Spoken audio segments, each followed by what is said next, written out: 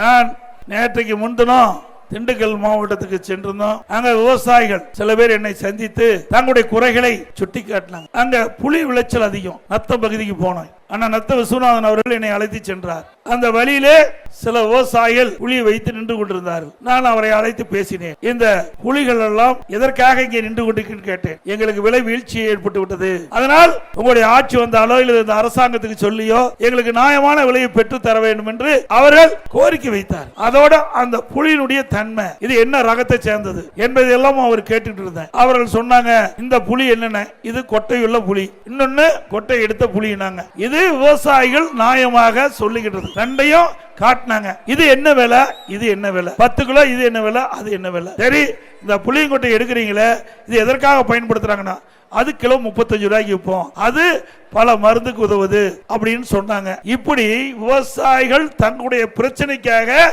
என்னை சந்தித்தார். ஆனா இன்றைக்கு இருக்கின்ற அமைச்சர், மாரத்தான் ஓட்டம் ஓடுற ஒரு அமைச்சர், அவரு துறையை பார்க்க மாட்டேங்கிறார். இதுல கிண்டல் அடித்து பேசுறார், விவசாயியை கொச்சைப்படுத்தி பேசுகிறார். இந்த அமைச்சர்கள்லாம் வேண்டுமென்றே திட்டமிட்டு விவசாயிக்கு விரோதமாக செயல்பட்டு அரசு என்று அடிக்கடி குறிப்பிட்டு வருகின்றேன். விவசாயி கஷ்டப்பட்டு கொண்டிருக்கின்றோம், தனக்கு விலை கிடைக்கவில்லை, விலை வீழ்ச்சியால் கடுமையாக பாதிக்கப்படுகிறோம்.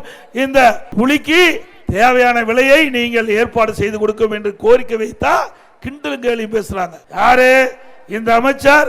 யார் அந்த சார்?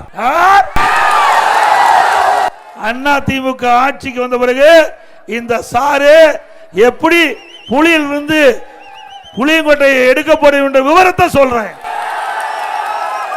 இன்னொன்னு, நான் திண்டுக்கல் இருந்து ஒட்டஞ்சத்திரத்துக்கு போயிட்டு இருந்தோம். அப்போ வழியில முருங்கைக்காய் சாகுபடி செய்கின்ற விவசாயிகள் என்னை பஸ் மறிச்சு முருங்கைக்காயை காட்டினாங்க. அதுல இதெல்லாம் என்னமா ரகம், ஒவ்வொரு ரகமும் எவ்வளவு நாள்ல விளைச்சல் கொடுக்குன்னு சொன்னேன். அதை கிண்டல் பேசுறார் எடப்பாடி பழனிசாமி. முருங்கைக்காயை பார்த்து எவ்வளவு நாள்ல விளையினா, அதுல ரகம் இருக்குது, ஒவ்வொரு ரகமும் எவ்வளவு நாள்ல விளைச்சல் கொடுக்கும் என்பது விவசாயிக்கு தான் தெரியும்.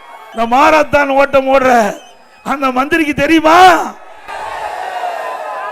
வேண்டுமென்றே திட்டமிட்டு விவசாயிகளை கொச்சைப்படுத்துகின்ற திராவிட முன்னேற்ற கழக கட்சிக்கு அடுத்த ஆண்டு நடைபெற்ற சட்டமன்ற பொதுத் தேர்தலில் தகுந்த பதிலடி கொடுக்கணும்.